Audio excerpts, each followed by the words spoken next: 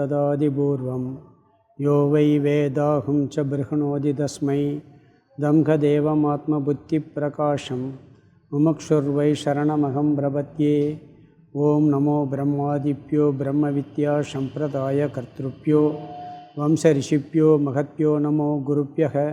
सर्वोपप्लवरहितः प्रज्ञानगणः प्रत्यगर्तो ब्रह्मैवाहमस्मि।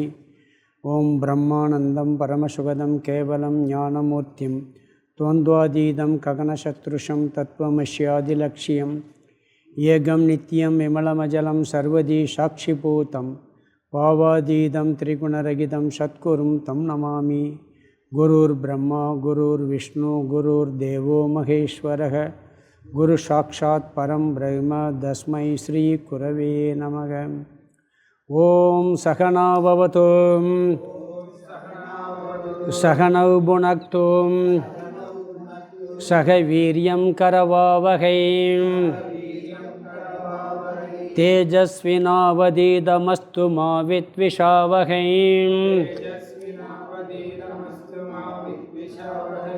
ओं शान्ति शान्ति शान्तिः।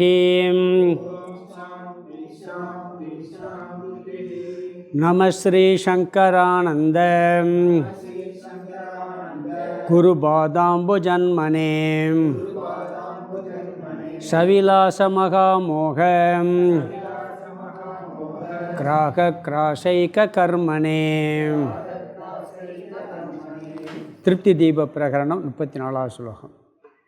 சப்தாவஸ்தா இமா சந்தீம் சிதாபாசஸ்ய தாஸ்விமௌ பந்தமோக்ஷௌ ஸ்திதௌ தத்ர திஸ்ரோ பந்தக்ருதः சம்ருதாः. சப்தாவஸ்தா இமா சந்தீம் சிதாபாசஸ்ய தாஸ்விமௌ பந்தமோக்ஷௌ ஸ்திதௌ தத்ர திஸ்ரோ பந்த்கிருதः ஸ்மிருதாः. 7வது அத்தியாயம் திருப்தி தீப பிரகரணம். பிருகதாரண்ய உபனிஷத் மந்திரத்தை எடுத்து விளக்கிட்டு இருக்காரு. ஆத்மானம் சேத் விஜானியாம் அயமஸ்மீதி பூருஷக கிம் இச்சன் கஷ்ய காமாய சரீரம் அனுசம்ஸ்வரேத். இதில் முதல் வார்த்தை புருஷ தத்துவம், அது 3லிருந்து 6 வரைக்கும் விளக்குனார். அதுக்கு ஜீவ சிருஷ்டி ஈஸ்வர சிருஷ்டியை சொல்லி இவன் தான் புருஷன் அப்படிங்கிற விஷயத்தை சொன்னார். எல்லாமே கல்பிதம் அப்படிங்கிற கருத்து பார்த்தோம். ஜீவ சிருஷ்டி விழிப்பு நிலையிலிருந்து மோட்ச வரைக்கும் உள்ளது ஜீவனுடைய சிருஷ்டி. இதெல்லாம் பார்த்துட்டு பிறகு அயம்ங்கிற வார்த்தைக்கு நம்ம விளக்கம் பார்க்க ஆரம்பித்தோம். ஆத்மானம் சேத் விஜானியாத், அதுக்கு பிறகு அயம்ங்கிற வார்த்தை கடைசியாக பார்த்தது. ஒருவன் தன்னை அறிவானாகில் அப்படிங்கிற கருத்து பார்த்தோம். அதில் அஞ்ஞானி எப்படி அறிகிறான், ஞானி எப்படி அறிகிறான் அப்படிங்கிற கருத்தெல்லாம் வந்தது. அஞ்ஞானி சிதாபாசனை தான் அறிஞ்சிக்கிட்டு இருக்கான், இவன் சிதாபாசனை நீக்கி நான் அறிகிறான். அதுக்கு நிறைய விளக்கம் பார்த்தோம். பிறகு இந்த ஆத்மா கூடஸ்தன் அப்படிங்கிறதுக்கு அயம்ங்கிற வார்த்தையை பயன்படுத்தினார். இந்த அப்படிங்கிற வார்த்தையை பயன்படுத்துகிறோம். இதுக்கு தான் இப்போ விளக்கம் பார்த்துக்கிட்டு இருக்கோம். ஸ்லோகம் 19லிருந்து 96 வரைக்கும் பார்த்துக்கிட்டு இருக்கோம். ரொம்ப பக்கத்தில் இருக்கிறத அயம்ங்கிற வார்த்தையை சொல்லி பயன்படுத்துவோம். அதுக்கு 10வது மனிதன் உதாரணத்தை சொன்னார். ரொம்ப பக்கத்தில் இருக்கிறது தெரிஞ்சும் தெரியாமல் எப்படி இருக்க முடியும், அது அறியவில்லை பின்னால் அறியப்பட்டது எப்படின்னு சொல்ல முடியும் அப்படிங்கிற வார்த்தை வந்தது.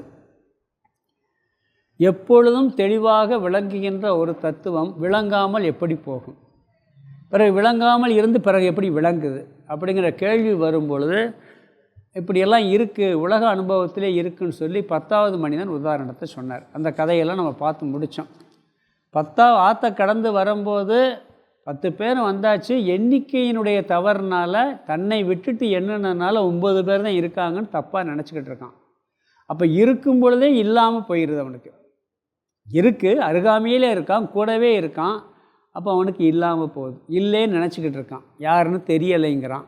அதுக்கு நம்ம 7 அவஸ்தைகள் பார்த்தோம்.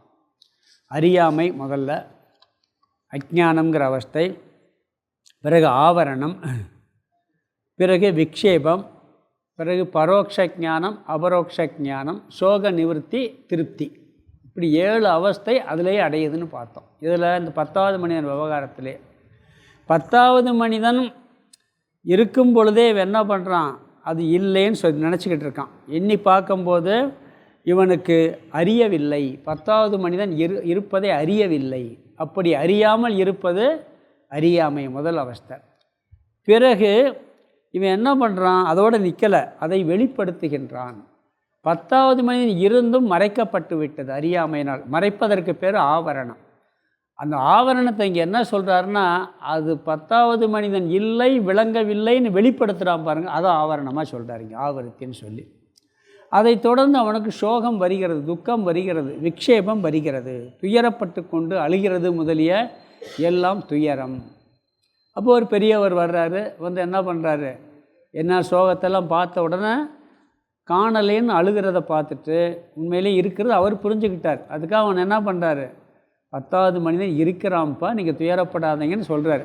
சொன்ன உடனே அவனுக்கு அவர் சொன்ன வார்த்தையில் நம்பிக்கை ஏற்பட்டு, அப்போ ஆற்றுல அடிச்சிட்டு போனால் எங்கேயும் உயிரோடு இருக்கான் போல இருக்குது அப்படின்னு அவன் நினச்சிக்கிட்டு இருக்கான். பரோட்ச ஞானம் வருகிறது. அவன் இருக்கின்றான் என்று முன்னாடி தெரியலை, ஆனால் இருக்கிறான், நம்புகிறான். அதுக்கு பேர் பரோட்ச ஞானம். சொர்க்கம் முதலியாதுகளைப் போல் சொர்க்கம் இருக்குன்னு நாம் வேதத்தில் சொன்னதை வச்சு நம்புகிறோம்.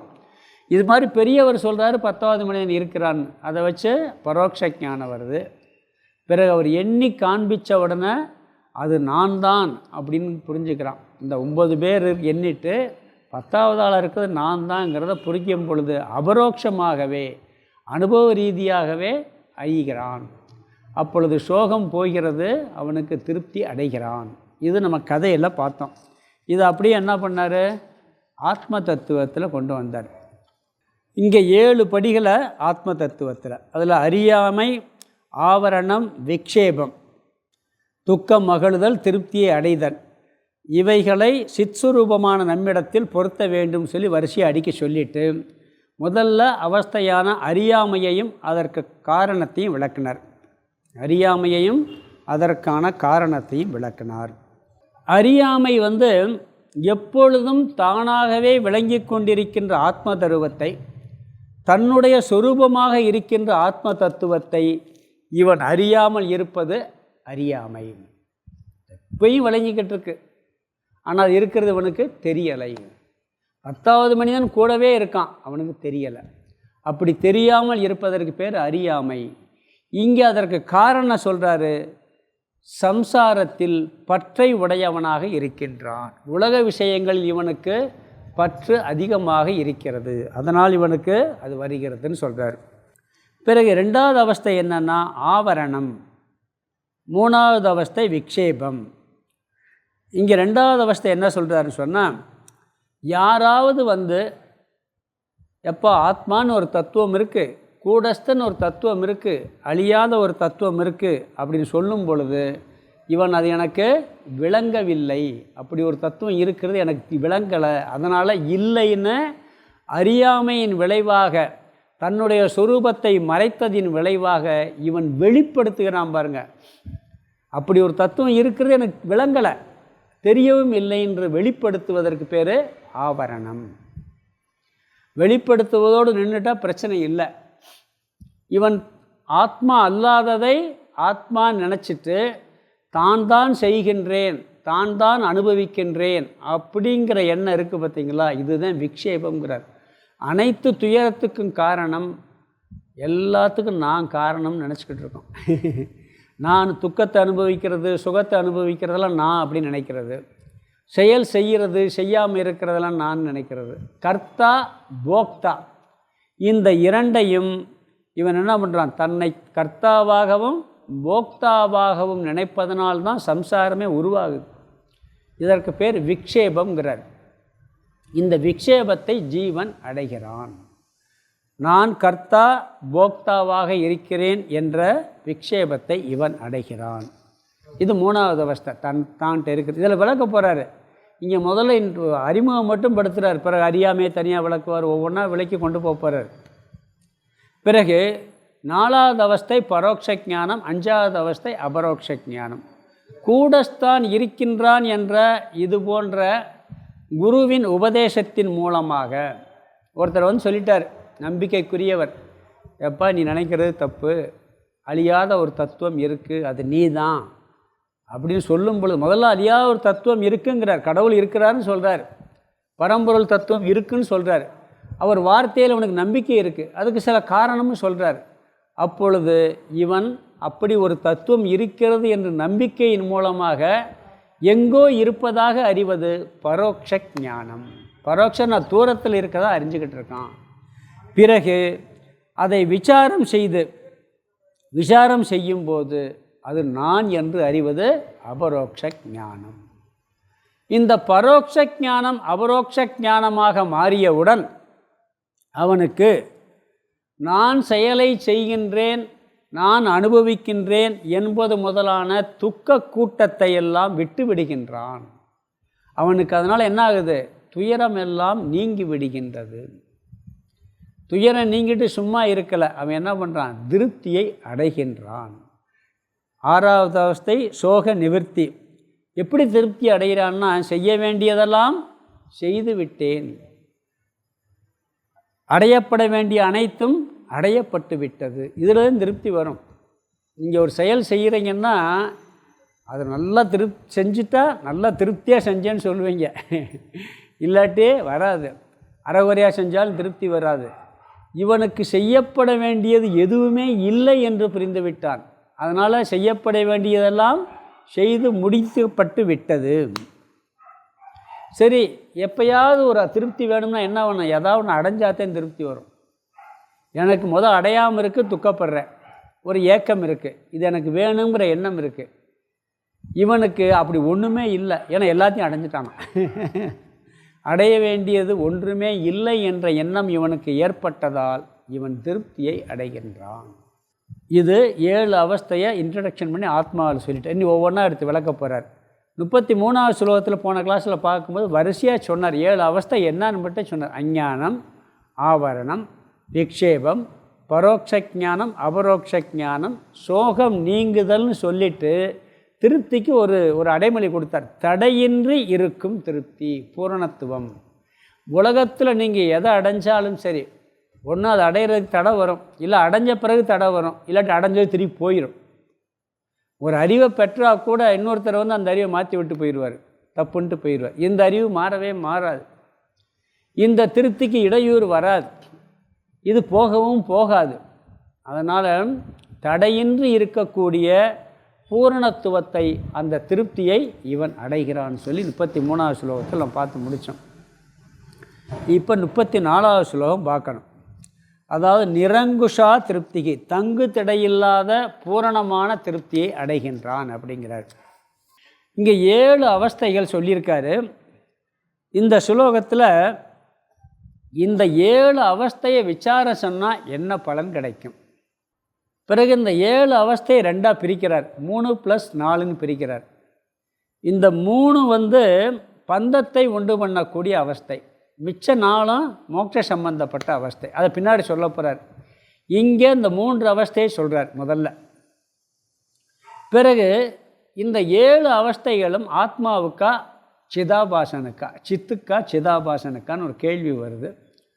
அதுக்கு பதில் வருது, சிதாபாசனுக்கு தான் சொல்ல போகிறார். இங்கே முதல்ல என்னன்னு சொன்னால் என்ன பலன் கிடைக்கும்னு சொன்னால், இந்த 7 அவஸ்தைகளை பற்றி, அதாவது என்னென்ன அறியாமைனா என்ன, ஆவரணம்னா என்ன, விக்ஷேபம்னா என்னன்னு சொல்லி தனித்தனியாக எடுத்து ஆராய்ச்சி பண்ணால் என்ன பலன் கிடைக்குன்னு சொன்னால், பந்தம் என்பதும் மோட்சம் என்பதும் என்ன, அதனுடைய சொரூபம் என்பதை தெளிவாக தெரிந்து கொள்ள முடியும். இதை விசாரம் பண்ணால் எது பந்தம் எது மோட்சங்கிறதையும் தெரிஞ்சுக்கிற முடியுங்கிறார். இந்த 7க்குள்ளே அது அடக்கம்னு ஒரு வார்த்தையை சொல்கிறார். 7 அவஸ்தைக்குள்ளே இந்த பந்த மோட்சம் அடங்கி இருக்கிறது. மோட்சத்தை பற்றி தெரிந்து கொள்வது எவ்வளவு முக்கியமோ அவ்வளவு முக்கியம் பந்தத்தினுடைய சொரூபத்தை தெரிந்து கொள்வது. பந்தம்னா என்னன்னு தெரிஞ்சாதான் அதிலேருந்து நம்ம விடுபட முயற்சி பண்ணுவோம். ஜெயிலில் இருக்கோம்னு தெரிஞ்சாதான் விடுபட முயற்சி பண்ணுவோம். உள்ளுக்குள்ளே இருந்துட்டு நான் ஜெயிலில் இல்லைன்னு நினச்சிக்கிட்டு இருந்தால் எப்படி இருக்கும்? ராமகிருஷ்ணர் ஒன்று சொல்வார். இந்த வலையை மீனவன் வலையை போடுவானான். அதில் சில மீன் என்ன பண்ணுமா, வலை விழுதுன்னு தெரிஞ்ச உடனே உள்ளே விழுகாமல் தப்பிச்சு ஓடி போயிடுமா. அது ரொம்ப விவரமான மீன். அதெல்லாம் முக்தர்கள், பிறக்கும் போதே முக்தர்களாக பிறந்தவங்கன்னு சொல்கிறார். சில மீன் என்ன பண்ணுமா, உள்ளே மாட்டிட்டு என்ன பண்ண, வலைக்குள்ள வந்துட்டோம் டபார்னு தப்பிச்சு போயிடுமா. அதெல்லாம் முயற்சி பண்ணி அடைஞ்சு. சில பேர் வலைக்குள்ளே மாட்டிருக்கிட்டு தெரிஞ்சுக்கிட்டு முயற்சி பண்ணிக்கிட்டு இருக்குமா வெளியே போகிறதுக்கு. அப்போ பந்தத்தில் மாட்டிருக்குன்னு அது தெரியுது. இன்னும் சில மீனுக்கு வலைக்குள்ளே இருக்கோம்னே அது வாட்டுக்கு இருக்குமா, வெளியே தூக்கிட போகிறதே தெரியுமா. பந்தப்பட்டிருக்க தெரிஞ்சால் தானே அதிலேருந்து வெளியே போகிறதுக்கு ஏதாவது முயற்சி பண்ண முடியும். அது வரைக்கும் அந்த வலைக்குள்ளே சுற்றிக்கிட்டே இருக்கான். மீனவன் எடுக்கும் பொழுது தான் வெளியே வரான். சில மீன் என்ன பண்ண, மாட்டிருக்கும் தெரிஞ்சு வெளியே ஓடியாந்துடும். அப்போ பந்தம், நாம் சிக்கி இருக்கின்றோம், எப்படி பந்தத்தில் கட்டுண்டிருக்கின்றோம் என்பதையும் தெரிந்து கொள்ள வேண்டும். இந்த விசாரத்தில் அதுவும் தெரியும். அது தெரிவதால் அதிலிருந்து விடுபடக்கூடிய வழியையும் காட்டுகின்றது. எங்கே எப்படி சிக்கி இருக்கும் தெரிஞ்சால் தான் விலக முடியும். அதாவது இந்த வாத்து சொல்லுவான். ஒருத்தன் ஒரு சின்ன கூண்டு, ஒரு கண்ணாடி கூண்டு, அதுக்குள்ளே ஒரு பெரிய வாத்து இருக்குது. வாத்து இவ்வளோ ஊண்டுக்குள்ளுக்குள்ளே அப்படி வாத்து எப்படி உள்ளே போகும் அப்படின்ன உடனே அவர் என்ன பண்ணியிருக்காரு, ஒருத்தர் எல்லாம் உட்காந்துருக்காங்க, அப்படி காமிச்சிருக்காரு. காமிச்சிட்டு இந்த வாத்தை கண்ணாடி பாட்டில் உடைக்காமல் வெளியே எடுக்கணும்னு கேட்டாராம். இல்லை அதை எப்படி எடுக்க முடியும்னு கேட்டுருக்கேன். ஒருத்தன் கேட்டிருக்கேன், நான் எடுத்துருவேன், நீங்கள் எப்படி உள்ளே போட்டீங்கன்னு சொல்லுங்கிறான். ஏன்னா உள்ளே போட்டால் தெரிஞ்சு எடுத்துடலாம்ல. அவர் போடலேன்னு சொல்கிறாரு, நான் எடுத்துட்டேங்கிறேன். ஏன்னா பின்னாடி வச்சுருக்காரு, அந்த கூண்டுக்குள்ளே இருக்கிற மாதிரி தெரியுது. போடலைன்னொன்னா எடுத்துட்டேன். எப்படி போட்டார்னு தெரிஞ்சால் எப்படி எடுத்துடலாம்ல. முடிச்சு எப்படி போட்டிருக்குன்னு தெரிஞ்சால் ஈஸியாக கழட்டிடுறான். அது மாதிரி பந்தம் என்பது என்ன என்பதும் இந்த விசாரத்தில் தெரியும். பிறகு மோட்சம் என்பதும் தெரியும்.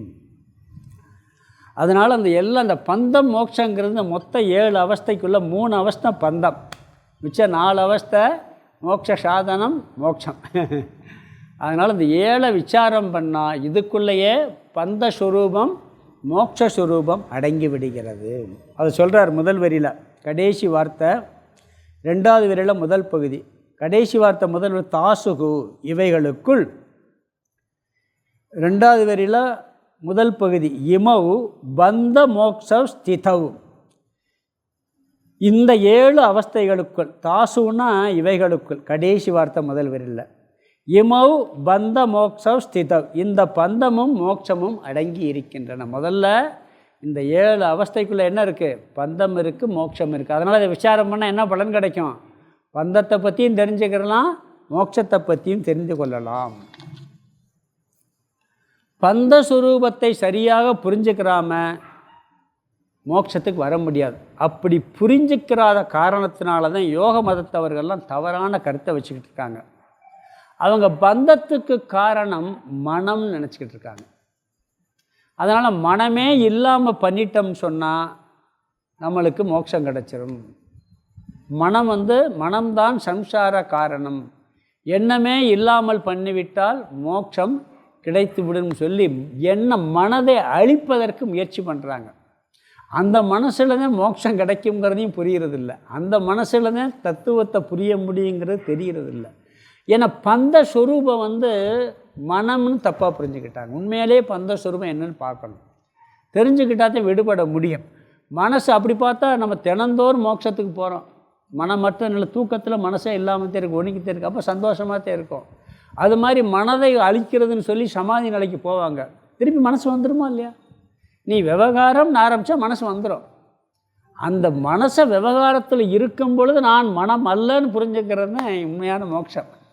அப்போ பந்தம்னா என்னன்னு புரிஞ்சுக்கிறணும் நாம். அது புரியாமல் தப்பாக இருக்கிறது யோக மதத்தவர்கள் அந்த வேலையை பண்ணுறாங்க. மனப்பக்குவத்தை அடைகிறதுக்கு அந்த யோக சாஸ்திரம் பயன்படும், ஆனால் மோட்சத்துக்கு அது சரியான வழி அல்ல. இங்கே 3 அவஸ்தைகள், முதல் 3 அவஸ்தைகள் பந்த காரணம்ங்கிறார். தத்ர, அந்த அவஸ்தைகளுக்குள் 2வது வரி கடைசி பகுதியில் திஸ்ரக அப்படின்னா முதல் 3 அவஸ்தைகள் பந்த கிருதக, பந்த காரணமாக ஸ்மிருதா கருதப்படுகின்றது. அஞ்ஞானம், ஆவரணம், விக்ஷேபம், அறியாமையும் அந்த அறியாமையை வெளிப்படுத்துவதும் அதனால் வரக்கூடிய கர்த்தா போக்தா என்ற எண்ணத்தினால் வரக்கூடிய சம்சார துயரமும் பந்த காரணம் அப்படிங்கிறார். இவைதான் பந்த சொரூபமாக இருக்கின்றன. பிறகு 4 அவஸ்தை இருக்குது மிச்சம், பரோட்சம் அபரோக்ஷம்.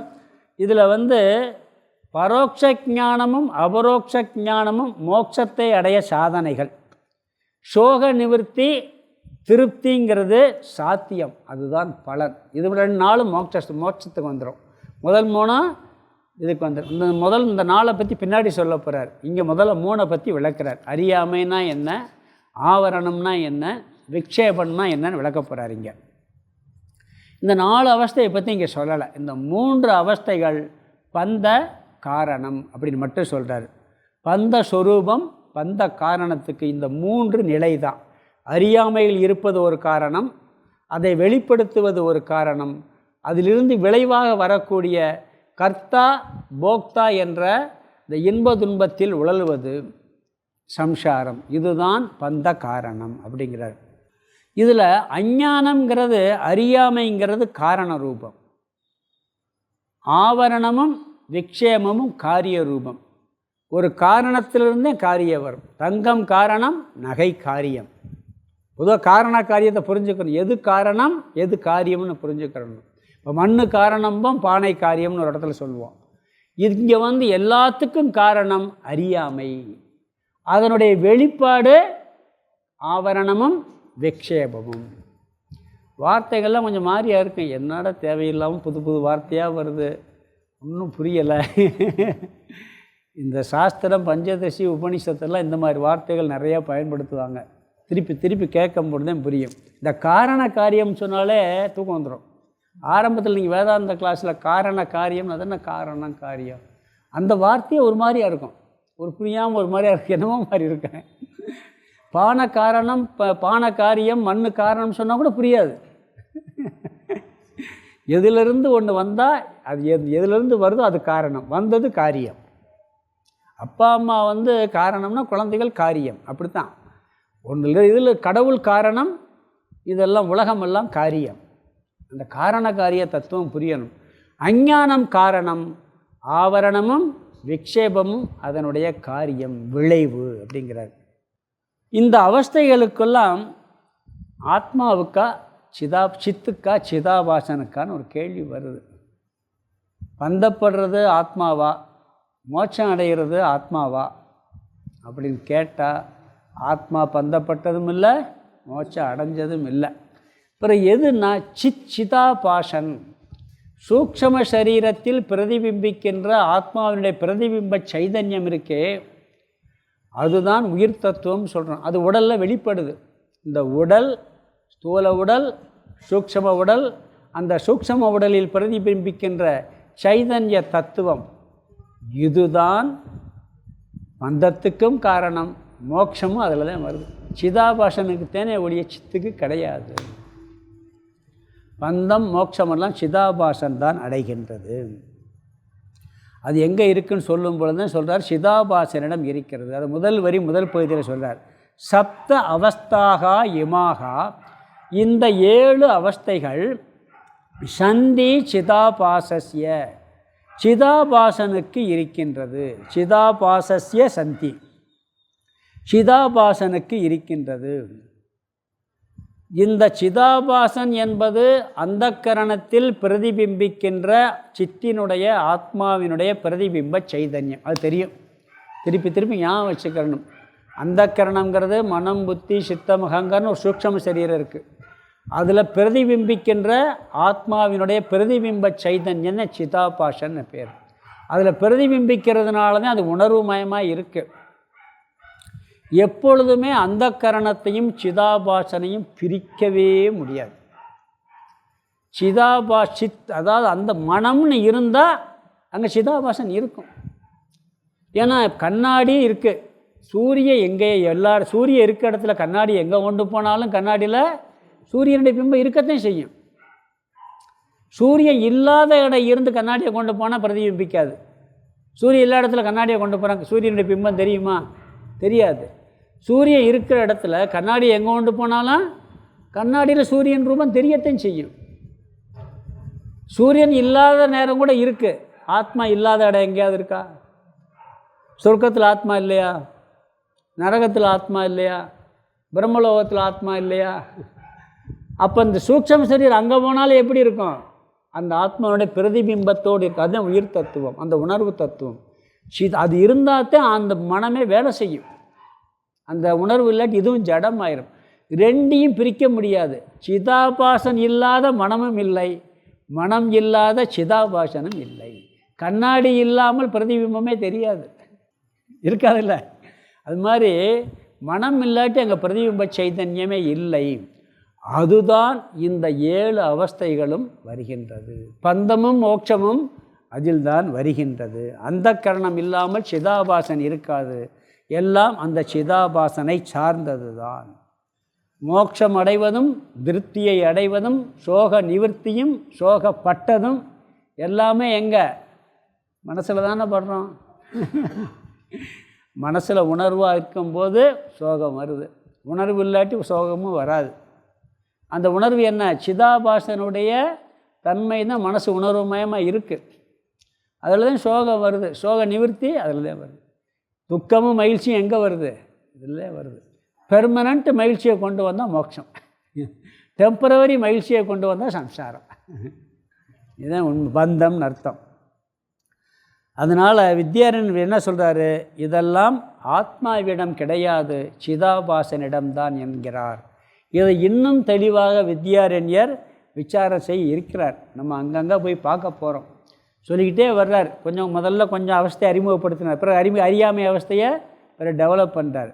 அதனால் என்ன சொல்கிறாருன்னா, இந்த 7 அவஸ்தைகளையும் விசாரம் செய்வதால் பந்தம் என்றால் என்ன, மோட்சம் என்றால் என்ன என்பதை தெளிவாக ஒருவன் அறிந்து கொள்ள முடியும்.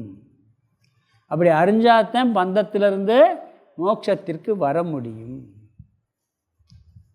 எது முடிச்சுன்னு தெரிஞ்சாத்தான் அந்த முடிச்சு அவிழ்க்க தெரியும். முடிச்சே தெரியாமல் இருந்தால் அவிழ்க்கவும் தெரியாது.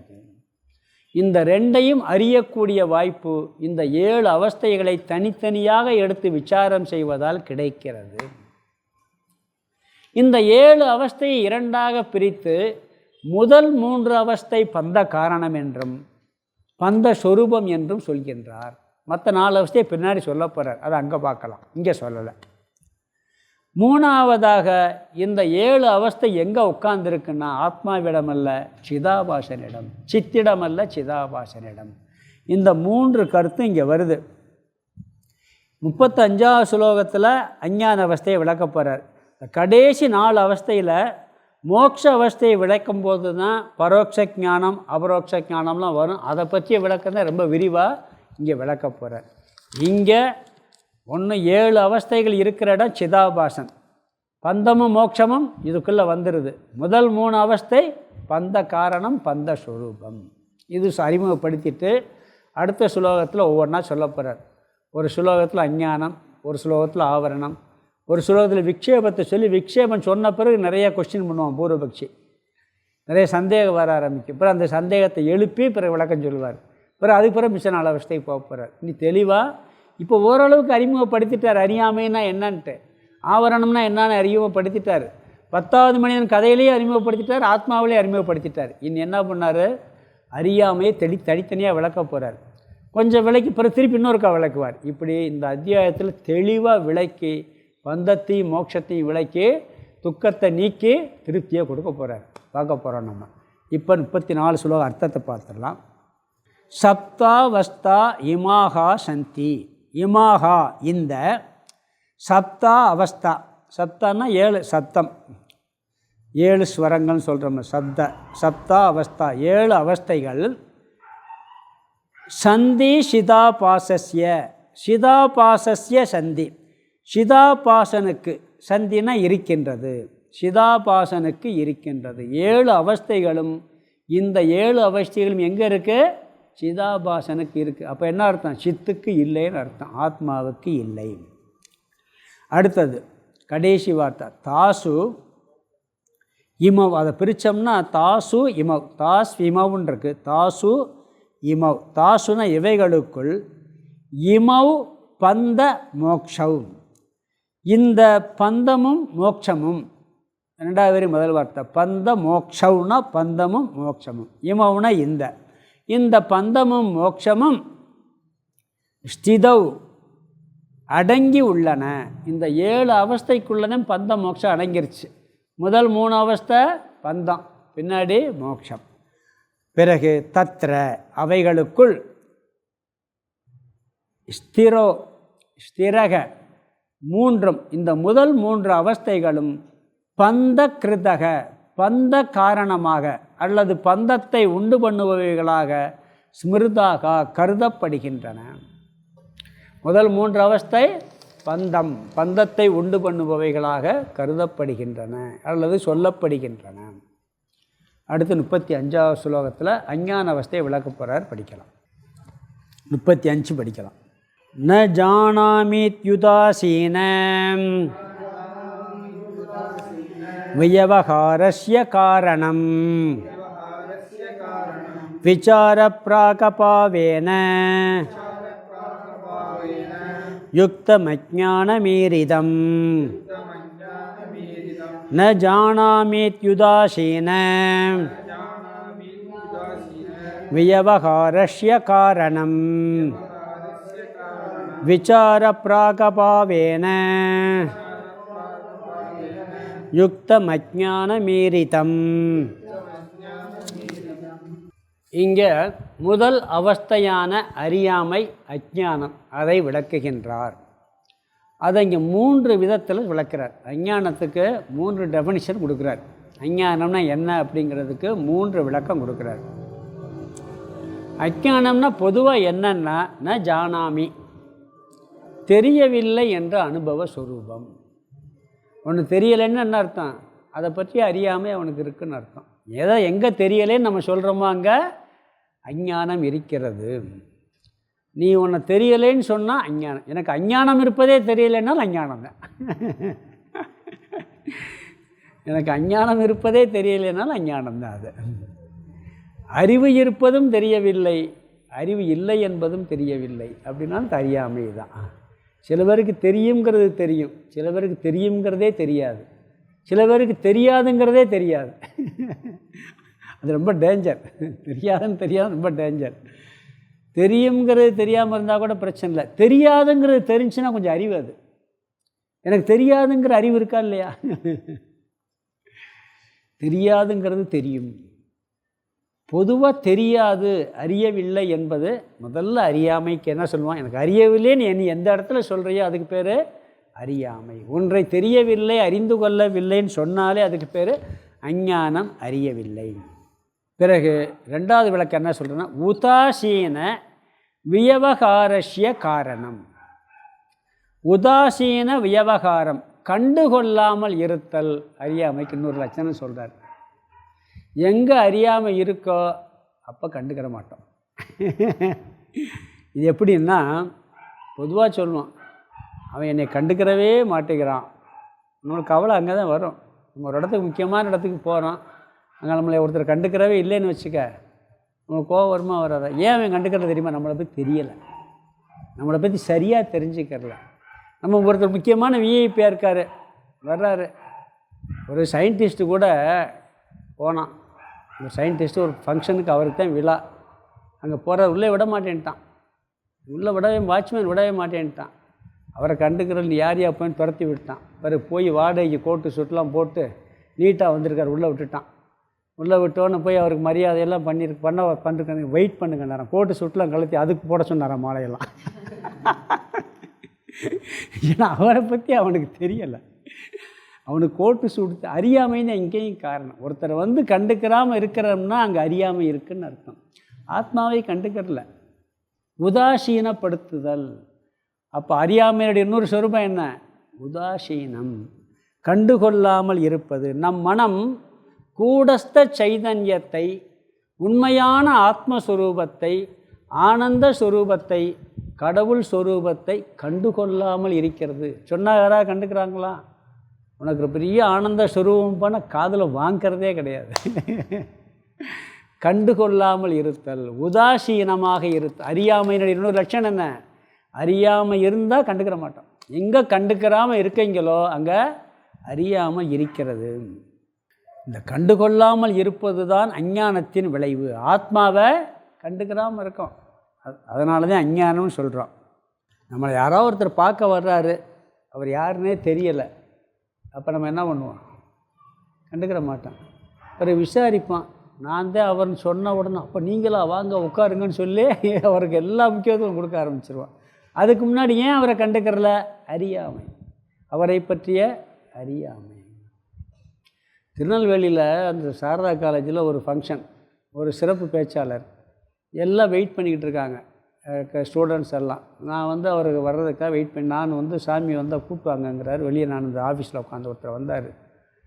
வரவும் இங்கே ஏதோ ஃபங்க்ஷன் சொன்னாங்களே அப்படின்னு கேட்டார். ஆமாம், அதுக்கு தான் ஃபங்க்ஷன் நடக்குதுன்னா அந்த முக்கியமானவர் வரலை அப்படின்னேன். யார் எதிர்பார்க்குறீங்கன்னு சொன்னால் அவர் நான் எப்படின்னார். அவர் பஸ்ஸில் இறங்கி நடந்து வந்திருக்காரு. அப்போ என்ன ஃபங்க்ஷனானு கேட்குறீங்களே, எது கேட்குறேன்? இல்லை, ஒரு சத்தத்தையும் காணேன், 1000 குழந்தைய உட்காந்துருக்கு, ஒரு சத்தம் வரல. வந்தவொடனே மேடையில் அகத்தேன்னு சொன்னார். இப்படி ஒரு காலேஜ் நான் பார்த்ததே இல்லைன்னு. அவர் ஃபங்க்ஷனே இல்லைன்னு நினச்சிட்டாரு. ஆஃபீஸில் விசாரிக்கிறாரு. ஏன்னா அவ்வளோ அமைதியாக உட்காந்துருக்கு அந்த காலேஜ் பிள்ளைங்க, அந்த திருநெல்வேலி சாரதா காலேஜ். அவ்வளோ ஒரு கண்ட்ரோல் அங்கே. அப்போ அவர் தெரியலை, அறியாமையில் இருக்குது. அப்போ நம்ம வந்தால் சரி நீங்கள் தானே கூப்பிட்டு போயிடும், சாதாரணமாக பஸ்ஸில் இறங்கி வர்ற எனக்கு நானே இருந்தேன். அப்போ அவர்தேன்னு தெரியலை, அப்போ கண்டுக்கிறாமல் இருக்கும். அறியாமையினுடைய விளைவு கண்டுகொள்ளாமல், இது ஒரு அஞ்ஞானத்தினுடைய லட்சணம். பிறகு மூணாவதாக விசார பிராக் அபாவேன யுக்தம். இதுதான் கொஞ்சம் கஷ்டம், இந்த இது புரிகிறது. அஞ்ஞானம் என்பது விசாரத்தின் பிராக் அபாவத்துடன் கூடியது. என்ன புதுசு புதுசாக வார்த்தைகள், பிராக்கு அபாவம். இது தர்க்க ரீதியாக ஒன்று சொல்கிறார். இங்கே நாம் தர்க்கத்துக்கு முக்கியத்துவம் கொடுக்க மாட்டோம், இங்கே தர்க்க ரீதியாக ஒன்று சொல்கிறார். அஞ்ஞானத்தை தர்க்க ரீதியாக விளக்குகிறார். அதாவது சாஸ்திரத்தோட சம்பந்தப்படி தர்க்கத்தை நம்ம விளக்குறதுக்காக புரிய வைப்போம். வெறும் தர்க்கத்தை பின்னாடி வரப்போகுது, தர்க்கத்தில் எவ்வளோ தோஷம் எல்லாம். பிராக் அபாவம்னா முன்பு இல்லாமைன்னு அர்த்தம். அஞ்ஞானம் விசாரத்திற்கு விசாரத்தினுடைய பிராக் அபாவத்துடன் கூடியது. விசாரம் முன்பு இல்லாமையால் இருப்பது அப்படின்னு சொல்கிறார். விசாரம் என்பது இல்லாமையுடன் கூடியது அஞ்ஞானம். விசாரம் இல்லாமையுடன் கூடியது அஞ்ஞானம். விசாரம் பண்ணுறதுக்கு முன்னாடி இருக்கிறது அஞ்ஞானம். அதை எப்படி சொல்கிறாங்க ஒரு தர்க்கத்தில்? அது சொல்கிறேன். பிராக் அபாவம்னா, இப்போ நான் சொன்னது புரிஞ்சிடும். இதை தர்க்கத்தில் விளக்குனா தான் குழப்பம் வரும். சொல்கிறேன் இதுக்கு அவங்க எப்படி விளக்கியிருக்காங்கன்ட்டு. அதாவது களிமண் பானை இருக்குது, களிமண்ணிலேருந்து பானை செய்கிறோம். ஒரு குலையவர் களிமண்லேருந்து பானையை செஞ்சிட்டார். பிறகு இந்த பானை எப்படி வந்துச்சு அப்படின்னு கேட்குறான். உடனே பானையை அழிச்சிட்டு களிமண் ஆக்கிட்டார். பிறகு திருப்பி பானையை செஞ்சு காமிக்கிறார் அவர். இப்போ இந்த பானை, இந்த களிமண் எப்படி இருக்குதுன்னு சொன்னால், இந்த பானை காரியமாக வந்திருக்கு. இந்த பானை காரியம். இந்த பானை இல்லாமையுடன் இருந்தது களிமண். இந்த பானையின் இல்லாமையுடன் இருந்தது பானை காரியம், களிமண் காரணம். அந்த காரணம் எப்படி இருக்குது? பானை இல்லாமையுடன் இருப்பது அந்த களிமண். அப்படி தானே சொல்ல முடியும். பானை என்ற இல்லாமையுடன் பானை வரல, இப்போ பானை காரியமாக வந்தாச்சு, புரியுங்களா? இப்போ திருப்பி களிமண் ஆக்குறார் அவர். பானையை இப்போ பானை காரியமாயிருச்சு, காரணமாயிருச்சு, களிமண் காரியமாயிருச்சு. புரியுதா? முதல்ல மண் காரணம், மண்ணிலிருந்து பானை வருது. அப்போ பானை காரணம், மண் காரியம். முதல்ல மண் எப்படிங்க? பானை என்ற இல்லாமையுடன் இருந்தது. அங்கே பானை செஞ்ச உடனே மண் போயிடுச்சு, இப்போ மண்ணினுடைய வடிவம் போயிடுச்சு. பிறகு இப்போ மண் இருக்குது, மண் இப்போ காரணம், பானை இருக்குது, பானை காரணமாக இருக்குது. பானையை அழிச்சா திருப்பி பானை மண்ணிருச்சு. இப்போ இந்த பானை எப்படி? மண் என்ற இல்லாமையுடன் இருந்தது. மண் இருக்குது, அந்த மண்ணினுடைய ரூபம் இல்லை, பானை ரூபத்தில் இருக்குது. இதுதான் புரிய கஷ்டம் ஆக்சுவலாக பார்த்தா. இது அப்படியே தங்கத்துக்கு ஒப்பிடலாம். அதாவது மண் காரணமாக இருக்கும் பொழுது பானை என்ற காரியம் இல்லை, உண்மைதானே? பானை என்ற காரியம் இல்லாமல் இருந்தது மண். விசாரம் என்ற காரியம் இல்லாமல் இருக்கும் பொழுது அஞ்ஞானம் இருக்கிறது. புரியுதா? இது அப்படியே அஞ்ஞானத்தை கொண்டு வரணும். அதாவது மண் பானை என்ற காரியமாக மாறியவுடன் அந்த பானை என்ற காரியத்துடன் இருக்குது. மண் அப்போ அந்த ரூபம் கிடையாது. மண் இருக்குது, ஆனால் மண்ணுடைய வடிவம் நம்மளுக்கு இல்லை. பானையினுடைய வடிவம் இருக்குது. நல்லா குழச்சி களிமண்ணெல்லாம் வச்சு பானை தயாராகிறதுக்கு முன்னே அந்த மண்ணை எப்படி சொல்லலாம்னா, மண் நல்லா குழச்சி வச்சாச்சு. அப்போ என்ன சொல்லணும்? பானை என்ற இல்லாமையுடன் இருக்கிறது இந்த களிமண். பானை என்ற இல்லாமையுடன் இருக்கிறது இந்த களிமண். பிறகு தயார் பண்ணி பானையெல்லாம் செஞ்ச பிறகு என்னாச்சு? களிமண் போயிடுச்சு, பானை வந்தாச்சு. களிமண் போகல, அந்த ரூபம் போயிடுச்சு. விசாரம் என்ற இல்லாமையுடன் இருப்பது அறியாமை. புரியுதா? விசாரம் வந்தால் அறியாமை ஓடி போயிடும். விசாரம் செய்வதற்கு முன்பு இருப்பது அறியாமை. அறியாமைக்கு இன்னொரு லட்சணம் என்ன? ஒருத்தரை பற்றி தெரியலை, புரியுதுங்களா? தெரியலை, அப்போ அறியாமை இருக்குது. பிறகு என்ன பண்ணுறான்? நல்லா விசாரம் பண்ணுறான். விசாரம் பண்ண பிறகு அவரை போய் தெரிஞ்சிருது, அந்த அறியாமை ஓடி போயிடுது. அவர் நல்லவரா கெட்டவரா? முதல் அவரை பற்றி அறியாமல் இருக்குது. விசாரம் வந்த பிறகு அந்த அறியாமல் ஓடி போயிடுது. அது மாதிரி விசாரத்திற்கு முன்பு இந்த விசாரம் என்ற தன்மை இல்லாமல் இருப்பது அறியாமை. புரியுதா? பிராக் அபாவம் அப்படிங்கிறாங்க. விசார பிராக் அபாவம்.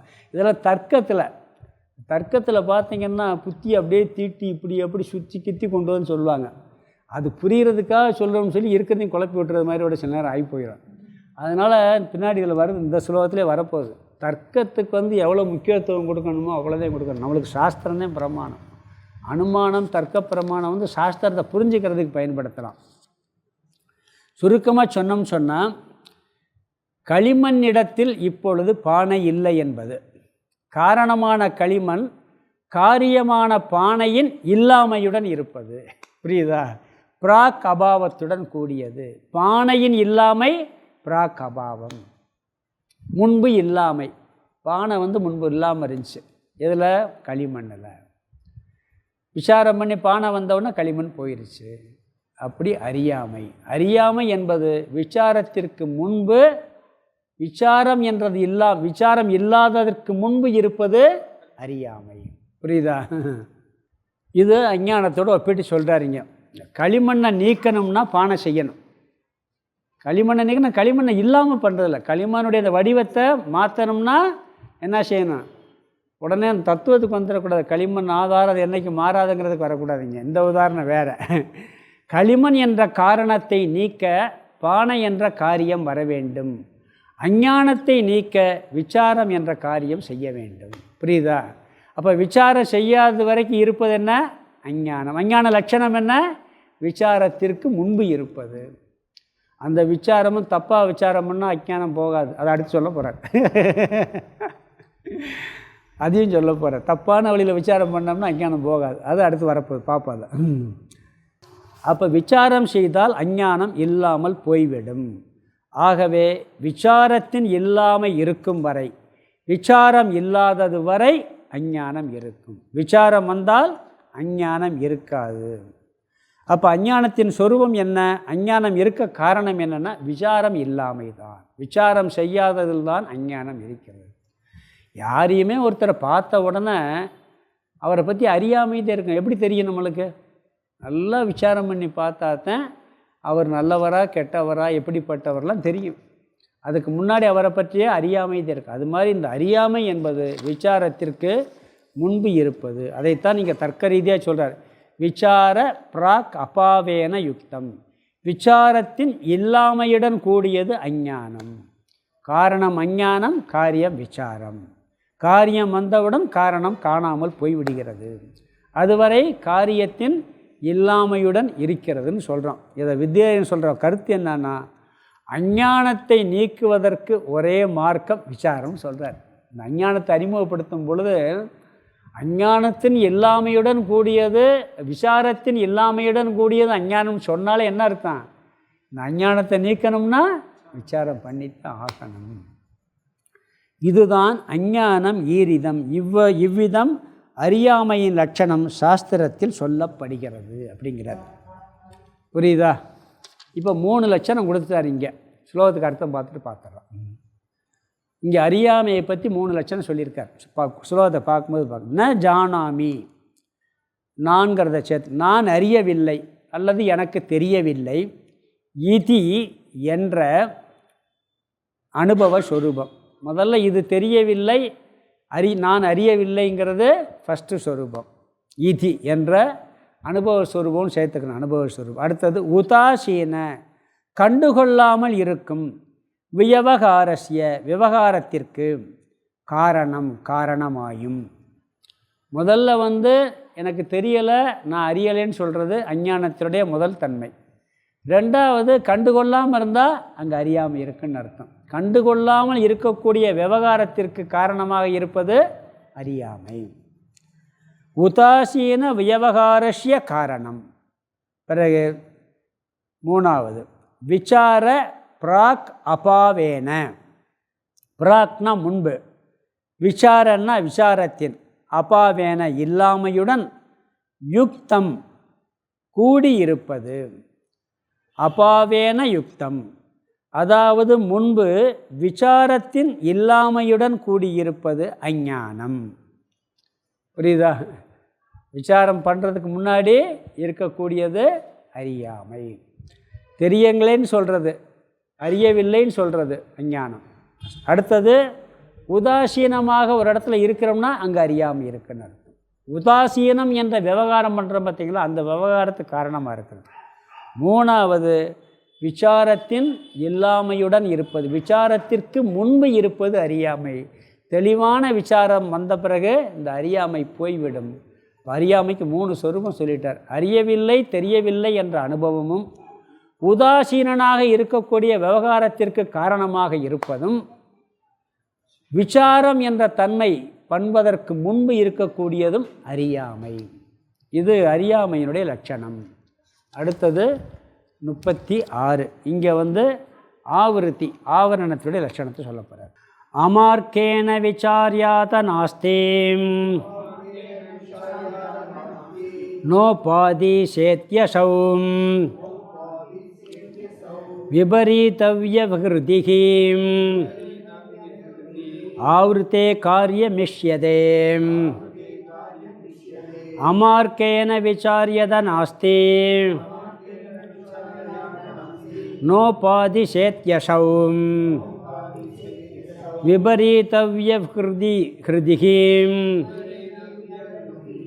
ஆவருத்தே காரியமிஷ்யதே. இந்த ஸ்லோகம் ஆவரணம் அல்லது ஆவிருதியின் சொரூபத்தை பற்றிய விளக்கம். இங்கே ஆவரணம்னா என்னென்னா, நம்மிடம் உள்ள அஞ்ஞானத்தை வெளிப்படுத்துவது ஆவரணம். ஆவரணம் பொதுவாக மறைத்தல்னு அர்த்தம். அஞ்ஞானம் அறியாமை, அந்த அறியாமையினால் உண்மை மறைக்கப்படுகிறது. மறைக்கப்படுவதை வெளிப்படுத்துவது இங்கு ஆவரணம். ஒரு அறியாமையினால் ஒன்றுமே பேசாமல் இருக்கலாம், அது வெறும் அறியாமை.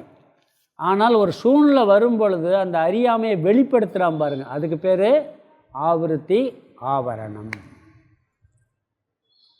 ஒருத்தர் இன்னொருத்தர் ஆத்ம தத்துவம்னு ஒன்று இருக்குது அப்படின்னு சொல்லி விளக்குறார். சற்று விசாரமும் செய்கிறார். விசாரம் செஞ்ச பிறகு முடிவுக்கு வர்றாங்க. அதாவது ஆத்மா என்ற தத்துவம் நீ சொல்கிற எனக்கு விளங்கலப்பா, அதனால் அது இல்லைங்கிறார். சும்மா சொல்கிறதில்ல, முதல்ல இருக்குன்னே தெரியாது அறியாமை. ஒருத்தர் இருக்குன்னு சொல்கிறாரு, சொல்லி கொஞ்சம் விளக்கியும் பார்க்குறாரு. ஆனால் விளக்கி பார்த்தா கூட என்ன பண்ணுறான், நீ சொல்கிறது எனக்கு ஒன்றும் புரியலை, எனக்கு புரியலைன்னு சொன்னால் வேறு விஷயம். நீ சொல்கிற எனக்கு விளங்கவும் இல்லை, அது தெரியவும் இல்லை, அதனால் அது இல்லைங்கிற முடிவுக்கு சொன்னால் அதுக்கு பேர் ஆவரணம் அல்லது ஆவருத்தின்னு பேர். என்ன முடிவுக்கு வருகிறார்கள். அதை சும்மா சொல்கிறதில்ல, கொஞ்சம் யாராவது சொல்கிறாங்க இப்படிலாம் ஒரு தத்துவம் இருக்குப்பா அப்படின்னு சொல்லி. கடவுள் இல்லைன்னு சொல்கிறவங்க கூட எப்படி சொல்கிறாங்க, சும்மா சொல்கிறதில்ல. ஒருத்தர் இருக்குன்னு விசாரம் பண்ண குறு கேள்வியெல்லாம் கேட்டு அவங்கள மடக்கி என்ன பண்ணிடுறது. நாஸ்திகர்கள் அப்படி தானே பண்ணாங்க. சில ஆஸ்திகர்களுக்கு ஒழுங்காக பதில் சொல்ல தெரியலை, அதனால் என்ன பண்ணிட்டாங்க, அவங்க இல்லை அப்படி ஒன்று தெரியவும் இல்லை இல்லைன்னு முடிவு பண்ணாங்க. இதுக்கு பேர் ஆவரணம். நம்மளை ஆத்ம தத்துவம்னு ஒன்று இருக்குன்னு சொல்கிறாரு. அப்படி எங்கே இருக்குது? கொஞ்சம் விசாரம் பண்ணி பார்த்தா கூட தெரியாமல் இருந்து அப்படி இல்லை என்று சொல்வது ஆவரணம். நன்கு விளங்கி கொண்டிருக்கின்ற ஆத்மாவை விளங்கவில்லை என்றும் எப்பொழுதும் இருக்கின்ற ஆத்மாவை இல்லை என்றும் வெளிப்படுத்தி சொல்லுவதற்கு பெயர் ஆவிருத்தி, ஆவரணம். இது என்ன சொல்கிறாருன்னா, இந்த விசாரம் எப்படிப்பட்ட விசாரம்னா சரியான விசாரத்தில் சொல்ல முடியாது. அதனால் என்ன சொல்ற, தவறான விசாரம் பண்ணே இல்லைன்னு சொல்கிறாங்க. கடவுளை பற்றி விசாரம்லாம் அப்படி தானே நடந்தது. கடவுள் இல்லைங்கிறதுக்கு நிறையா விசாரம் சொல்லலாம். அதனால் இங்கே என்ன சொல்கிறாருன்னா, எப்படி விசாரம் பண்ணாங்கன்னா, மார்க்கேன விசாரிய, முதல் வரியில் தவறான வழியில் விசாரம் செய்து, தவறான வழியில் விசாரம் செய்யுது. இதுக்குத்தான் இங்கே என்ன சொல்கிறாங்கன்னா, தர்க்கத்தை கொண்டு வர்றாங்க. தவறான வழின்னா தர்க்கத்தை மட்டும் எடுத்துக்கொண்டு விசாரம் செய்வது தவறான மார்க்கம். சாஸ்திரத்தின் துணை இல்லாமல் வெறும் தர்க்கத்தை மட்டும் எடுத்துக்கொண்டு விசாரம் செய்தால் அதில் எடுக்கக்கூடிய முடிவு சரியாக இருக்கவே இருக்காது. சாஸ்திரத்தை ஆதாரமாக வைத்துக்கொண்டு அதை விளக்குவதற்காக தர்க்கத்தை எடுத்துக்கிட்டால் தப்பு இல்லை. நீங்கள் சாஸ்திரத்தவே தொடாமல் தர்க்கத்தில் இருக்குன்னு சொல்ல முடியும், இல்லைன்னு சொல்ல முடியும், எப்படி வேணால் நிலைநாட்டு. அதனால் வெறும் தர்க்கத்தினால் இவர்கள் விசாரம் செய்வதால் ஆத்மா விளங்கவில்லை, இல்லை என்ற முடிவுக்கு வருகிறார்கள். வெறும் தர்க்கம் ஆத்ம விஷயத்திலையும் சரி கடவுள் விஷயத்திலையும் சரி பயன்படவே பிரம்மசூத்திரத்தில் இந்த ஈஸ்வரன் இருக்கிறார் என்பதை வெறும் தர்க்கத்தினால் நிலைநாட்டக்கூடாது அப்படிங்கிறதுக்கு ஒரு பெரிய விசாரம் இருக்கு. கடவுள் இருக்கிறார் என்ற தத்துவத்தை நீ வெறும் தர்க்கத்தில் நிலைநாட்டுவது கூடாது அப்படிங்கிறதுக்கு ஒரு பெரிய விசாரம் இருக்குது. ஏன் கூடாதுங்கிறதுக்கு விசாரம் இருக்குது. ஏன்னு சொன்னால் சங்கரர் வியாசர்லாம் சொல்கிறாங்க, நீ ஒருவேளை ஈஸ்வரனை தர்க்கத்தினால கடவுள் இருக்காரு பிரம்ம தத்துவம் இருக்குன்னு நிலைநாட்டிட்டேன்னா என்னால் அது இல்லைன்னு தர்க்கத்தை நிலைநாட்ட முடியுங்கிறார் சங்கரர். தர்க்கத்தை வச்சுக்கிட்டு நானும் வாதம் பண்ணி கடவுள் இல்லைன்னு நிரூபிச்சிருவேன், பிரம்ம தத்துவம் இல்லைன்னு நிரூபிச்சிருவேன். அதனால் தர்க்கத்தை வச்செல்லாம் பேசாது, சாஸ்திரம் சொல்லியிருக்கு. அதை வச்சுக்கிட்டு புரியறதுக்கு வேணால் தர்க்கத்தை பயன்படுத்தலாமே ஒழிய அமார்க்கே என்னென்னா வெறும் தர்க்கத்தை மட்டும் விசாரம் செய்து ஆத்மா இல்லை, ஆத்மா விளங்கவில்லை என்ற முடிவுக்கு வருகிறார்கள். என் கூட ஒரு பையன் படித்தான், என் ஃப்ரெண்டு. பக்கா நாங்கள் நாஸ்தியமான நிறையா பேசுவோம், நல்லா நாஸ்தியம் வாதமெல்லாம் பண்ணாமல் லாஜிக்காக பேசும். சும்மா வெறும் நாஸ்தியம் எங்களுக்கு விளங்காதனால நாஸ்திகம், சும்மா கடவுள் இல்லைன்னு சொல்கிறதில்ல. அவன் என்ன பண்ணுவான்னா உட்காந்துக்கிட்டு நீங்கள்லாம் கடவுள் இருக்குன்னு வாதம் பண்ணுங்க, நான் கடவுள் இந்த கடவுள் இருக்கவங்களாம் சொல்கிறாங்களா அவங்கள சொல்லிவிட்டு இருக்குன்னு வாதம் பண்ணுங்கன்னு சொல்லி கடவுள் இல்லைன்னு வாதம் பண்ணி ஜெயிச்சிருவான். பிறகு என்ன உன்ன கடவுள் இல்லைன்னு குரூப் இருக்கு பார்த்தீங்களா, நீங்கள் கடவுள் இல்லைன்னு வாதம் பண்ணி இவன் நாஸ்திகம் என்ன கடவுள் இருக்கான்னு நிரூபிப்பான். அது பெரிய வக்கீல் ஆகிட்டான் ஹைகோர்ட்டில், பெரிய வக்கீல் ஆகிட்டான். அப்படி ஒரு டேலண்ட்டு. இதை சங்கரர் சொல்கிறாரு, நீ கடவுள் இருக்காருங்கிற தர்க்கத்தில் வாதம் பண்ணால் இல்லைன்னு வாதம் பண்ணிடுவேன், அதனால் வெறும் தர்க்கம் இங்கே பயன்படாது அப்படிங்கிறார். அதாவது தர்க்கத்தில் நிறைய தோஷம் வரும். பொதுவாக சொல்லுவாங்க, இப்போ புகை இருக்குது தர்க்கத்தின் அனுபவம், அது அனுபவ பிரமான்னு சொல்லு. எங்கெல்லாம் நெருப்பு இருக்கிறதோ அங்கெல்லாம் புகை இருக்கும். ஏன்னா யாகசாலை இன்றைக்கி அப்படி சொல்ல முடியாது. ஏன்னா நெருப்பு அடுப்பில் எல்லாம் இங்கே இப்போ எல்லாம் கேஸ் அடுப்பாக போச்சு, கரண்ட் புகையே வராது. யாகசாலையில் நெருப்பை பார்க்குறான், புகையை பார்க்குறான். புகை இருந்தால் நெருப்பு இருக்கும், நெருப்பு இருந்து புகை இல்லாமல் இருக்கலாம், புரியுதுங்களா? புகை இருந்தால் நெருப்பு இருக்கும். அது மாதிரி மலையில் புகையை பார்த்த உடனே நெருப்பு இருக்குன்னு சொல்கிறான். சில நேரங்கள் மேகம் கூட புகை மாதிரி தெரியும், அப்போ நெருப்புன்னு சொல்ல முடியுமா? இன்னொரு விஷயம் சொல்லுவாங்க, ஒருத்தர் சொல்கிறார், ஒரு கதவு மூடி, ஒரு வீட்டுக்கு 2 கதவு இருக்குது, ஒரு கதவு மூடி இருந்தால் பாதி வழி திறந்திருக்கும், அப்போ 2 கதவு மூடி இருந்தால் முழு வழி திறந்திருக்கும். அப்படி சொல்ல முடியுமா? திறந்திருந்தால் சொன்னால் தான் அந்த லாஜிக் வரும், மூடி இருந்தாலும் லாஜிக் வராது. ஒருத்தர் சொல்கிறார், ஒருத்தர் 10 அடி தாண்ட முடியும் அப்படின்னா ஒரு 10 அடி கிணறு இருக்குது, இல்லை ஒரு 8 அடி கிணறு இருக்குது. அவன் 10 அடி தாண்டுவதால் 8 அடி கிணறே அவன் தாண்டி விடுவான். சரி, அப்போ 20 அடி கிணறு இருக்குது, அப்போ 10 அடி தாண்டினால் பாதி கிணறு தாண்டி விடுவான். அப்படி தான் தர்க்கத்தில் சொல்லணும். பாதி கிணறு தாண்டுவானா உள்ளே விழுந்துருவான், தாண்ட முடியாதுன்னு சொல்லணும். தர்க்கத்தை வாதம் பண்ணோம்னா அதனோட குழப்பம் வரும். அதுக்காக வெறும் அமார்க்கேன, வெறும் தர்க்கத்தினால் விசாரம் செய்வதால் ஆத்மா இருக்கின்ற ஆத்மாவை இல்லை என்றும் எப்பொழுதும் விளங்கும் ஆத்மாவை விளங்கவில்லை என்றும் சொல்லுகின்றார்கள். இதுதான் ஆவரணம். அதெல்லாம் அறியாமை, இது ஆவரணம். அதனால் இன்னொரு விஷயம் சொல்கிறாங்க. அதாவது பிரத்யட்சமாக ஒரு அனுமான பிரமாணம், இந்த புகை நெருப்புங்க ஏதாவது ஒரு அதாவது அனுபவத்தை வச்சு தான் அனுமானம் பண்ணுவோம். ஒரு இடத்துல ஒரு அனுமானம் பார்க்குறோம், நேர அனுபவத்தை பார்க்குறோம், அதை வச்சு அனுமானம் பண்ணி இன்னொரு லாஜிக்கை கொண்டு வருவோம். இந்த பிரத்யட்சமாக பார்க்குறத வச்சு தான் இந்த அனுமான பிரமாணமே வரும். அதே தர்க்க பிரமாணம். இந்த பிரத்யட்சங்கிறது எது? இந்திரியங்கள் மூலமாக அறிகிறது. இந்திரியங்கள் மூலமாக பிரம்மன் அறிய முடியுமா? அப்போ இந்திரியங்கள் மூலமாக அறிகிற பிரத்யட்சம் வச்சு தான் தர்க்கம் வருது. தர்க்கம் பிரத்யட்சத்தை வச்சு தான் வருது. அப்போ இந்திரியங்களால் அறிய முடியாத தர்க்கத்தை வச்சு நீ எப்படி நிர்ணயம் பண்ணுவேன்னு கேட்குறாரு. பிரத்யட்சம்னா இந்திரியங்கள், அந்த பிரத்யட்சம் வச்சு தான் தர்க்கமே வருது. புரியுதுங்களா? இது இந்திரியங்களுக்கு அப்பாற்பட்ட விஷயத்தை அந்த இந்திரியங்களோட சம்பந்தப்பட்ட தர்க்கத்தை வச்சு நீ எப்படி நிரூபணம் பண்ணுவ? அதனால் வெறும் தர்க்கம் பயன்படாதது, அமார்க்கேன, தவறான வழி அப்படிங்கிறார். அதாவது சில விஷயத்தை புரிகிறதுக்கு தான் பயன்படுத்துவோம் சாஸ்திரத்தின் துணையோடு, அதை மட்டும் எடுத்துக்கிற மாட்டோங்கிறார். வெறும் தர்க்கத்தை மட்டும் பயன்படுத்தக்கூடாது. அப்படி பயன்படுத்தி எதையும் நிலைநாட்டக்கூடாது, நிலைநாட்ட முடியாதுங்கிறார். அதனால் என்ன சொல்கிறார்னா, வெறும் விளக்க முடியாத, இந்திரியங்களால் அறிய முடியாத பிரம்ம தத்துவத்தை தர்க்க பிரமாணத்தை மட்டும் எடுத்துக்கொண்டு விசாரம் செய்தால் பிரம்மன் இல்லை, பிரம்மன் விளங்கவில்லை என்று தான் சொல்ல முடியும். அது தவறு. அப்படி சொல்கிறான் இவன். இதுக்கு பேர் ஆவரணம். சில பேர் சொல்லலாம், அதாவது கடவுள் இருக்காருன்னு நிரூபிக்கணும், தர்க்கத்தை வச்சு சொன்னான்னா, சாஸ்திரத்தை வச்சு சொன்னான்னா, உங்களுக்கு என்ன இருக்காரு, நான் நிரூபிச்சிட்டேன், ஆத்மா இருக்குன்னு நிரூபணம் பண்ணிட்டேன்னு சொன்னால் அதே தர்க்க வச்சு இல்லைன்னு ஒருத்தன் நிரூபிச்சிருவான். அப்போ அதையும் நீ ஏற்றுக்கிறணும்ல. அது சங்கராபத்தையும் சொல்கிறார், அப்படி எங்களால் நிரூபிக்க முடியும். அதனால் இந்த தர்க்கத்தை பயன்படுத்தாதை, ஏன்னா அதை மாற்றுவதற்கு வழி இருக்கின்றது அப்படிங்கிறார். அதனால் தர்க்கத்தினால் ஈஸ்வரனையும் பிரம்மத்தையும் நிலைநாட்டுவதை ஏற்றுக்கொள்ள முடியாது. அமார்க்கேன விசாரியக அதக, பிறகு அந்த முடிவுக்கு அவர்கள் வருகிறார்கள். எப்படி பண்ணுறார்கள்? நாஸ்தி, இல்லை, கூடஸ்தன் இல்லை. முதல் வரியில் ரெண்டாவது பகுதியில் அதகன்னா பிறகு அந்த முடிவுக்கு வர்றாங்களாம். எப்படி முடிவு? நாஸ்தி, இல்லை. எது இல்லை? கூடஸ்தன் சேர்த்துக்கணும். கூடஸ்தன் இல்லை.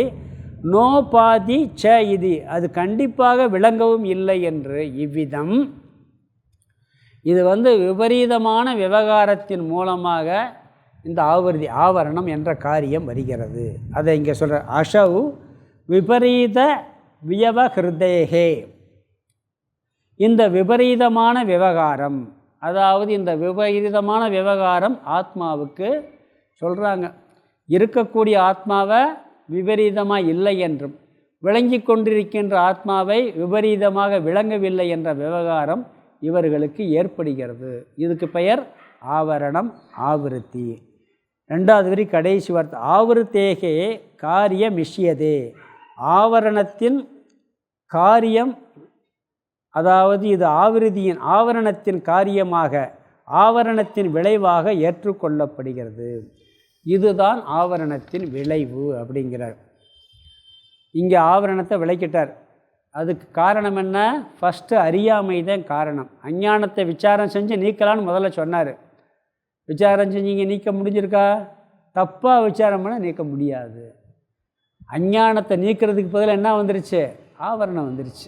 விசாரம் செஞ்சு அஞ்ஞானத்தை நீக்கலாம்னு போய் அதை தப்பான விசாரணை பண்ணி என்ன ஆகிப்போச்சு? ஆவிருத்தி வந்துவிட்டது, தவறான கருத்து வந்துவிட்டது. ஒருத்தர் 10 வருஷமாக நான் விசாரம் பண்ணிக்கிட்டு இருக்கேன்னு சொல்கிறாரு. 10 வருஷமாக நான் விசாரம் செய்தே இருக்கேன், ஆனால் எனக்கு அஞ்ஞானம் இருக்கேன்னு சொன்னால் சரியான விசாரம் இல்லைன்னு அர்த்தம். மார்க்கம் சரியான, அமார்க்கேன விசாரம், நீ செய்யும் விசாரம் சரியில்லைங்கிறார். இருப்பதை இல்லை என்றும் விளங்குவதை இல்லை என்றும் சொல்லுகின்றது. இதுதான் ஆவிருதியின் காரியம், தவறாக சொல்வது. இந்த அஞ்ஞானத்தினுடைய இனியொரு காரியம் என்ன? விக்ஷேபம். இன்னொரு காரியம் விக்ஷேபம். 2 நிமிஷம் ஸ்லோகத்தை பார்த்து முடிச்சிடலாம். அமார்க்கேன விசாரியத நாஸ்தி நோபாதி. அமார்க்கேன தவறான வழியில் தவறான மார்க்கத்தில் விசாரம் செய்து பிறகு இந்த முடிவுக்கு வருகிறார்கள் சேர்த்துக்கணும். என்ன முடிவுக்கு வருகிறார்கள்? நாஸ்தி இல்லை, கூடஸ்தன்கிற வார்த்தையை சேர்த்துக்கணும். கூடஸ்தன் இல்லை, நோபாதி விளங்கவில்லை, அந்த கூடஸ்தன் விளங்கவில்லை, இது என்று இவ்விதம் அசௌ இந்த விபரீத வியவகாரிதிகி விபரீதமான வியவகிருதிகி விவகாரம் ஆவருத்தேகே ஆவரணத்தின் காரியம் விளைவாக இஷியதே ஏற்றுக்கொள்ளப்படுகிறது. அதாவது கூடஸ்தன் இல்லை, விளங்கவில்லை என்பது தவறான வழியில் விசாரம் செய்வதனுடைய விபரீதமான விவகாரம். இதுதான் ஆவரணத்தின் விளைவு என்று சொல்லப்படுகிறதுங்கிறார். தவறான வழியில் விசாரம் செய்கிறாங்க, அதன் விளைவு என்ன? கூடஸ்தன் இல்லை, கூடஸ்தன் விளங்கவில்லைன்னு சொல்கிறான். இது விபரீதமான வெளிப்பாடு. இந்த மாதிரி வெளிப்படுவது ஆவரணத்தின் வெளிப்பாடு, ஆவருதியின் வெளிப்பாடுன்னு சொல்கிறாரு. அடுத்தது இந்த அஞ்ஞானத்தினுடைய இனியொரு வெளிப்பாடு விக்ஷேபம். அந்த விக்ஷேபத்தை பற்றி அடுத்து 37வது ஸ்லோகத்தில் சொல்கிறாரு. அதை அடுத்த வகுப்பில் பார்க்கலாம். ஓம் பூர்ணமத பூர்ணமிதம் பூர்ணாத் பூர்ணமுதச்யதே பூர்ணஸ்ய பூர்ணமாதாய பூர்ணமேவாவசிஷ்யதே. ஓம் சாந்தி சாந்தி சாந்தி. ஹரி ஓம் ஆதிகுருநாத சுவாமிக்கு ஜெய்.